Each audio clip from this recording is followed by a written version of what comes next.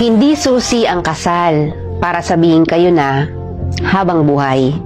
Dahil ang totoo niyan, kahit batas, walang magagawa kung hindi talaga sila itinadhana sa isa't isa.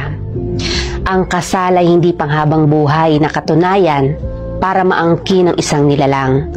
Ito'y isang papel na nagbibigay ng karapatan sa mga taong nagmamahalan na kadalasan sa una lang nararamdaman at kalaunan nauuwi rin sa hiwalayan. Dala ng hindi pagkakaunawaan, hindi porket kinasal ka sa isang tao ay habang buhay mo nang makakasama ito. Dahil kung minsan, isa lang pala siya sa magiging daan para makilala niya ang talagang taong nakatadhana para sa kanya. Kinikilala man ng Diyos at batas ang bisa ng kasal, pero iba pa rin ang bisa ng dalawang taong